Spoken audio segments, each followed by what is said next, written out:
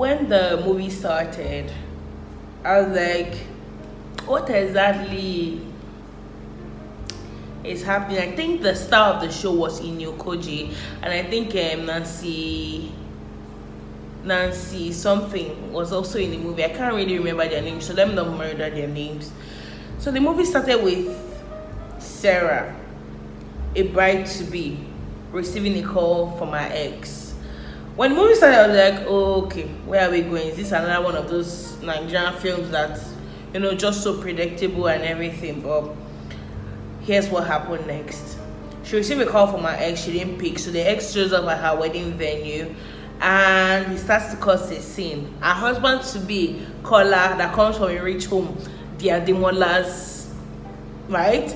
So the husband to be sees him, gets upset, gets the security to throw him out, and then he calls his wife to be upstairs. Kola tells Sarah, let's go upstairs for a minute.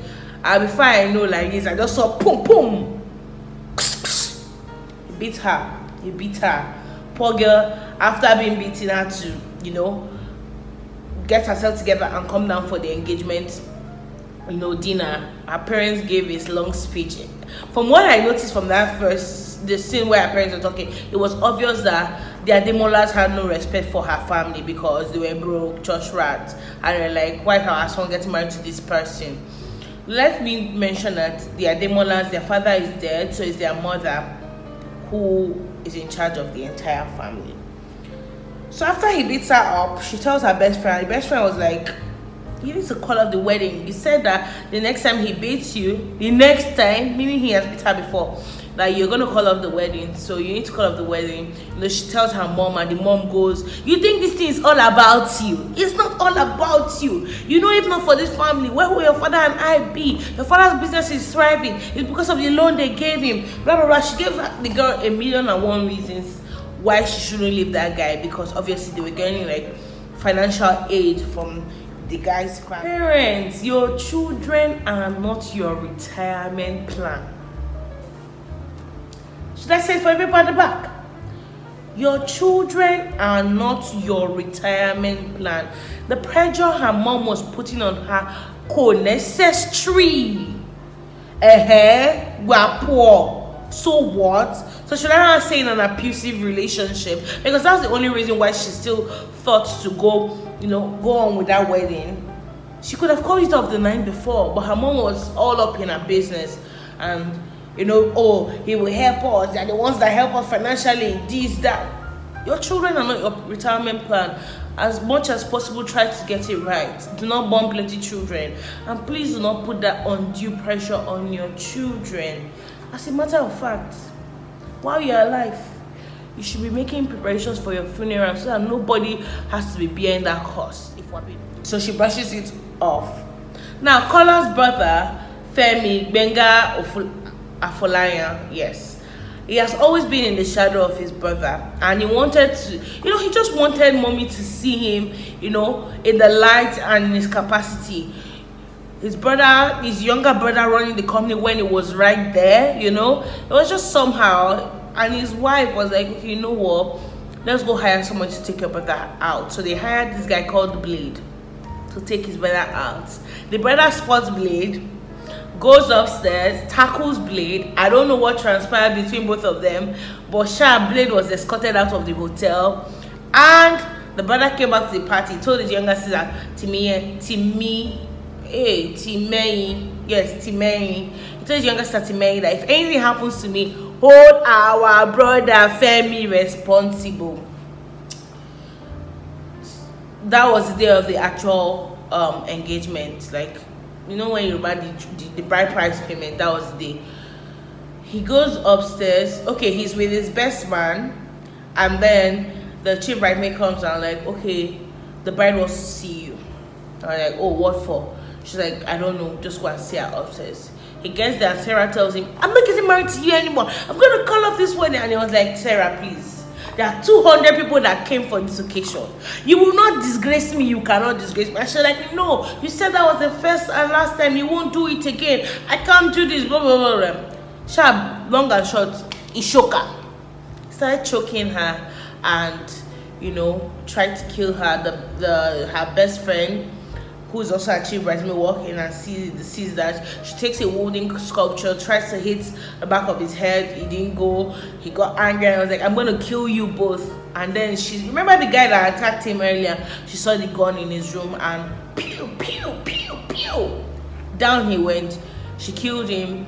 The bride went out like normal, tradition. They asked her, okay, they give her a drink, go and give your husband a drink, and they thought that the boy ran away because he didn't want to marry her. It all turns out that the bride and her friend went to chop off his body and buried it in a shallow grave, and that was the beginning of their problem.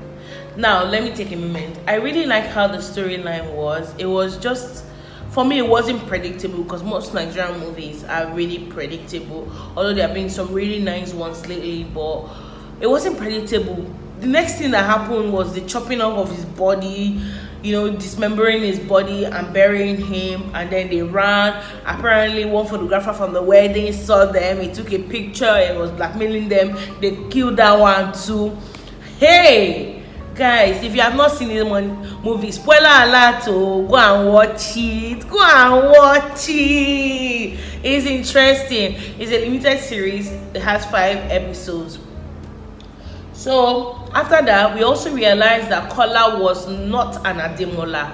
He was the son of a minister who his mother was in love with, and the minister denied her. He went back to his wife, because you know what? Men don't leave their wife for you side pieces, okay? It's rare, very rare, So he went back to his wife, chose his career, obviously, and she gave birth to Kola and pinned it on Mr. Ademola.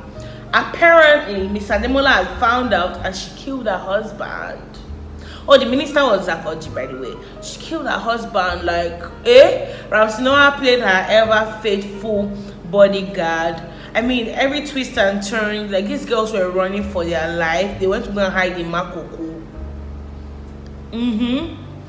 They went to go and hide in Makoko, and then they even came across an organ harvester. So he gave them food, made them feel relaxed, and before you know, he drugged one of them, tried to harvest her organs. It was just a roller coaster, and I really, really enjoyed the movie. Overall, I will give the movie an 8 out of 10, because they really tried.